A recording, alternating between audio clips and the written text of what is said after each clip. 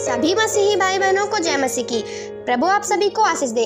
आप सभी फलवंत हो। परमेश्वर आपको बहुत आयत आशीष दे। परमेश्वर आपको और आपके घरानों पर इतनी आशीष करे, इतनी आशीष करे, इतनी आशीष करे कि आप जिस काम में भी हाथ लगाए वो काम आपका सफल हो जाए। परमेश्वर आपके घरों पर अपरंपार आशीषों की वर्षा करे।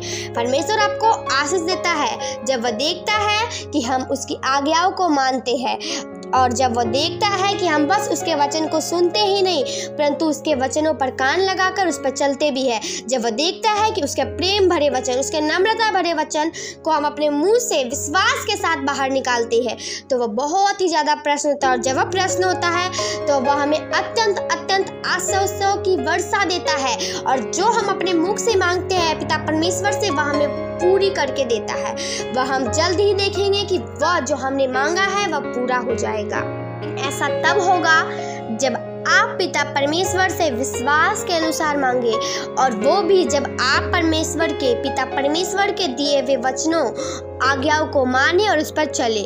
और इसीलिए मैं हमेशा आपके पास परमेश्वर का वचन लेके आती हूँ, और आज भी मैं परमेश्वर का पवित्र वचन लेके आई हूँ। और आज का हमारा वचन है मत्ती 25 का 31। न्याय का दिन जब मनुष्य का पुत्र अपनी महिमा में आएगा और सब स्वर्गदूत उसके साथ आएंगे, तो वह अपनी महिमा के सिंहासन पर विराजमान रहेगा और सब जातियां उसके सामने इकट्ठा की जाएगी। और जैसे चरवाहा भेड़ों को बकरियों से अलग कर देता है, वैसे ही वह उन्हें एक दूसरे से अलग करेगा। वह भेड़ों को अपनी दाहिनी ओर और बकरियों को अपनी बाईं ओर खड़ा करेगा। तब राजा अपनी दाहिनी ओर वालों से कहेगा, हे मेरे पिता के धन्य लोगों, आओ उस राज्य के अधिकारी हो जाओ जो जगत के आदि से तुम्हारे लिए तैयार किया गया है। क्योंकि मैं भूखा था, तुमने मुझे खाने को दिया, मैं प्यासा था और तुमने मुझे पानी पिलाया, मैं परदेसी था और तुमने मुझे अपने घर में ठहराया, मैं नंगा था और तुमने मुझे कपड़े पहनाए, मैं बीमार था और तुमने मेरी सुधि ली, मैं बंदीगृह में था और तुम मुझसे मिलने आए। तब धर्मी उसको उत्तर देंगे, हे प्रभु, हमने कब तुझे भूखा देखा और खिलाया, या प्यासा देखा और पानी पिलाया? हमने कब तुझे परदेसी देखा और घर में ठहराया, या नंगा देखा और कपड़े पहनाए? हमने कब तुझे बीमार या बंदीगृह में देखा और तुझसे मिलने आए? तब राजा उन्हें उत्तर देगा, मैं तुमसे सच कहता हूँ कि तुमने जो मेरे इन छोटे छोटे भाइयों में से किसी एक के साथ किया है वह मेरे ही साथ किया। तब वह बाईं ओर वालों से कहेगा, हे मेरे शापित लोगों, मेरे सामने से उस अनंत आग में चले जाओ जो शैतान और उसके दूतों के लिए तैयार की गई है।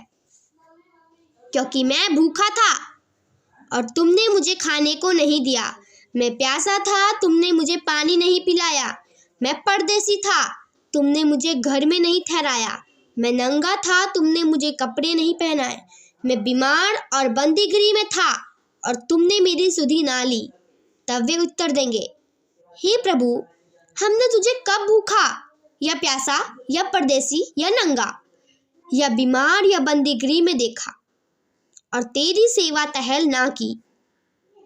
तब वह उन्हें उत्तर देगा, मैं तुमसे सच कहता हूँ कि तुमने जो इन छोटे से छोटों में से किसी एक के साथ नहीं किया वह मेरे साथ भी नहीं किया। और ये अनंत दंड भोगोगे, परंतु धर्मी नहीं, अनंत जीवन में प्रवेश करेंगे।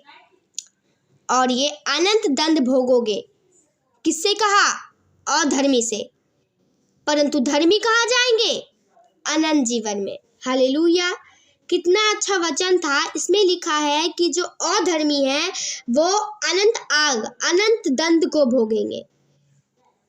और जो धर्मी है वो अनंत जीवन को भोगेंगे। कितना अच्छा वचन था। इस वचन में परमेश्वर का न्याय के बारे में बताया गया है कि परमेश्वर का जब न्याय का दिन निकट आएगा तो क्या होगा।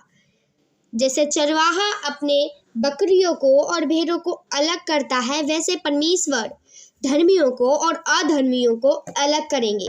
परमेश्वर धर्मियों को अपने दाई ओर और अधर्मियों को अपने बाई ओर बैठाएंगे।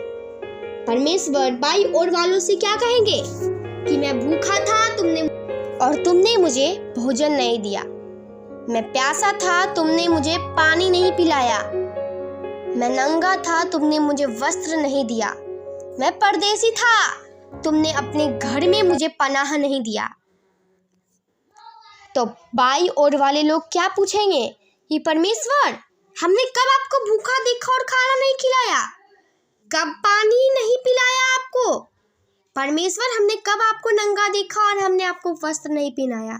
तो परमेश्वर कहेगा तुम उन छोटे छोटे काम को, जो छोटे हैं, जो अभी हमारे सामने है, बहुत लोग अभी भूखे होते हैं, बहुत प्यासे होते हैं, बहुत भूख से मरते रहते हैं, बहुत लोग हैं, हम उनकी सहायता करते तो परमेश्वर कहता अगर तुम निर्बलों की सहायता करते हो तो तुम मेरी सहायता करते हो। इस वचन में यही बताना चाह रहा है कि अगर हम किसी निर्बल की सहायता करते हैं तो परमेश्वर देखता है और वह प्रश्न होता है और वह कहता है कि जिसने भूखों को खाना खिलाया है, प्यासों को पानी पिलाया है, परदेसी को घर में पनाह दी है, वो स्वर्ग में जाएगा, यानी कि अनंत जीवन को पाएगा।